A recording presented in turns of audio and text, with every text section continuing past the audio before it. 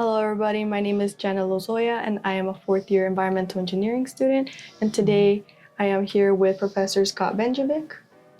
Hi, well, pleasure to be here, Janet. I am a clinical associate professor here at UIC as of 3 semesters ago, so enjoying my new job. Okay, thank you so much for taking the time to be interviewed today. I have a couple of questions to ask you. Great. Okay, first one. You've been deeply rooted in civil engineering since your undergrad days at UIC. Was there a defining moment or a person that drew you toward water resources specifically? Fantastic question. I think as a kid, I always wanted to be a meteorologist. So the fact that I ended up in the stuff that falls from the sky, that I didn't get too far. So, but I think during my undergrad career, I really enjoyed my fluids class, and then my intro to water resources class was taught by a guy named Dr. Arthur Schmidt, and he is my academic father figure. He was my PhD advisor later on, and he really turned me on to the wonderful and wide world that water resources is, and from there I just kind of went with it. Oh, awesome. You've emphasized connecting coursework with real-world software tools. What's one program or skill you think every civil student should master? Well, there are so many interesting software programs. There are so many different ways to do calculations and ways to do urban planning that are essential to water resources. So just a broad brush exposure to as many things as possible is really what we want our undergrads to do. Just being able to dissect a program they haven't seen before, or to dive in and really try to use it, and to use the help menu, and to use what will be their coworkers to make sure that they figure out how to do something they haven't seen before is the key. It's not that there's one particular software program that's important or one particular methodology. It's being able to take a methodology, read it, understand it, and then go look for extra information if things aren't clear. That's the key. That being said, GIS is a big deal when it comes to our particular area of study. So if you can get a GIS class, great. Yeah, I have taken one GIS class here at the Urban Planning College, and I definitely recommend to all students. What's one lesson or value you hope your students carry with them beyond graduation? Oh, there's so many of those, but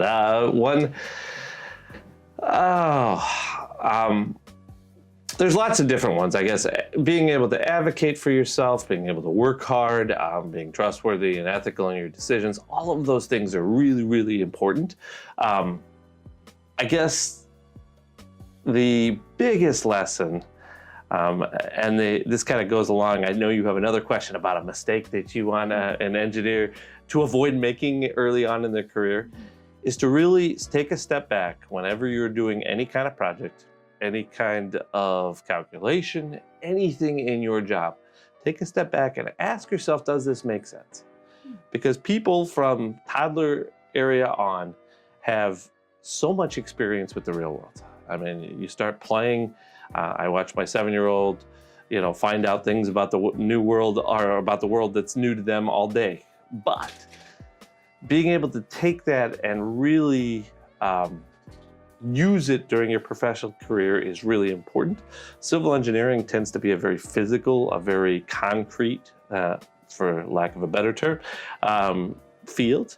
So being able to apply your intuition and your knowledge to a very physical situation is important. A lot of times I see students, they get so lost in the math, they get so concerned with turning the right button on a model or pressing the right button on GIS, that they forget that this has a very real answer, real world answer.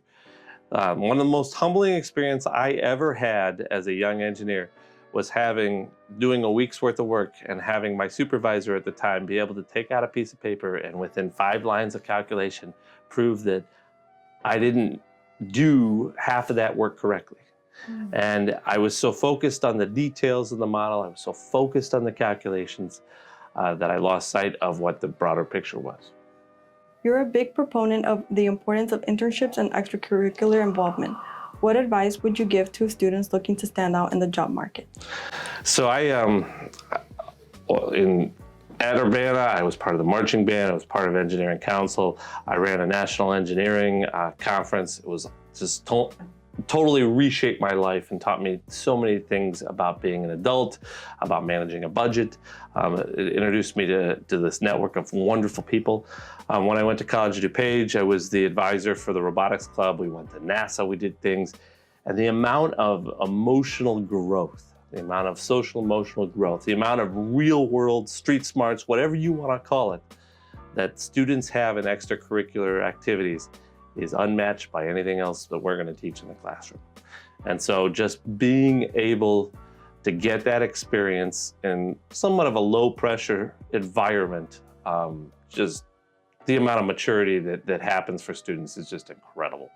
And so that's my proponent there. And internships do the same thing. Being able, I said, there's no other time in your life where you could have 4 or 5 different jobs in the span of 4 or 5 years, and it's considered an asset on your resume. You know, once you go to work, it costs companies a tremendous amount of money to hire a new engineer. And if you don't work out, well, they've lost some of that investment. But as an intern, it costs them virtually nothing to hire an intern. And you can go find out what you like, what you don't like, what you're interested in. And it just is wonderful opportunity for both the company and the student to try each other out. And so doing these things outside of the classroom, not only do they make you so much more marketable as a new engineer, but they just give you a different life experience and a life, help you kind of flourish as an adult. And I think that is essential for students that really want to hit the ground running after their undergraduate career. Okay, thank you. As a follow-up question, what instrument do you play in marching band? Oh, I'm gonna make you guess. Come on, you gotta guess. They're all stereotypical, personalities in a marching band. Percussion? No, not percussion. not percussion. I think you can see probably the saxophone on my desk. Oh. So I was a saxophone player. Oh. No, I'm good. Okay. From your perspective, what's a common mistake young engineers make early in their careers, and how can they avoid it? Well, we talked about the not focusing too much on the details and not the bigger picture. So let me give another one. I think a lot of students that come into my office are very concerned with having the right answer, the right path, the thing that they were meant to do. And adult life doesn't work that way. We are all, even us professors, are somewhat making it up as we go. And I know lots of people that know exactly what they want to do, but the majority of people don't. And so I think students and new engineers try to really put a lot of pressure on themselves to find the exact right job or the exact right field or the exact something. Maybe it's the exact right neighborhood to live in Chicago. And everything is much more of a journey. Everything is much more of a maturing and building kind of thing. And you can always go back to grad school to do something else. You could always switch jobs if your first one isn't working out. So I think students need to focus more on getting any experience, anything. Get your first job, learn something. Get your, live in a neighborhood, live in a different city, learn something from that experience, and just kind of live life that way rather than being tied up and anxious about what the one right thing is, because that doesn't really exist. We're all learning as we go. What do you wish more students understood about the importance of networking and professional organizations like ASCE or Water Environmental Federation? Very good. So I kind of alluded to the importance of extracurriculars, but when you get out, I think students don't really understand what professional organizations do outside of school. What do they do in the real world? And there's all different kinds of professional organizations. Some are more social based, some are more community service, like Engineers Without Borders.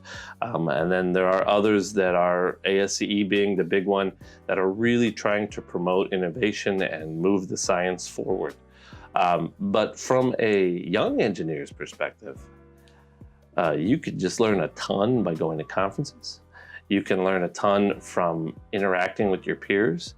And as you network, especially across people your own age, and maybe not age is the right word, your own spot in your career, you all will grow in the profession together.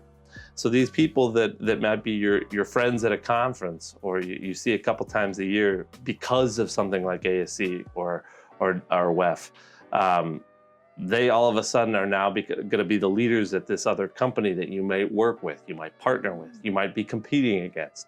And so having the community built through some of these professional organizations, it really becomes important from a business standpoint even later in your career.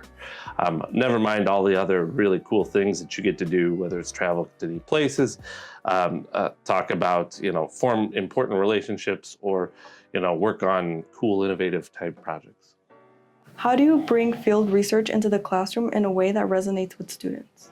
Well, I'd like to do more of it. So eventually I'd like to teach a 400 level field methods type class where we can go out and actually do some water sampling and do some measurement of water velocities and depths and stuff in the rivers. The way I do it in my grad school classes is we do tend to try to get outside. I will bring the instruments into the classroom. We will talk about the methodology. We'll look at the data and figure out what to do with that data. But it's something I would actually like to expand upon, I think, in the undergraduate community as well. Okay, I definitely will take that class if I was able to, I won't lie. It'll be fun. Okay, one last question for you. As climate and environmental conditions evolve, what role do you think water resources engineers will play in shaping future infrastructure? Well, there have been more human conflicts over water than any other resource that is available on the earth. So climate change is only going to exacerbate that. The challenges of yesterday, some of them still remain, whether it's too much water or too little. I always call it the Goldilocks problem. Everybody either has too much or too little. And as climate change tends to move that water supply around, that is going to bring more opportunities to use engineering to mitigate some of those issues and to hopefully mediate some of the problems that will go with the fact that there is now too much water here and not enough water over here. And how do we deal with that? And I think there's going to be this endless, well, there already is, but there's going to be this ever-growing supply of problems to solve in this particular area of science. Thank you, everybody, for watching another episode of the ASCE Professor Interviews. Thank you, Professor Banjavcic, for taking the time. Well, thank you for having me. Thank you so much. Definitely keep an eye out for future episodes to come.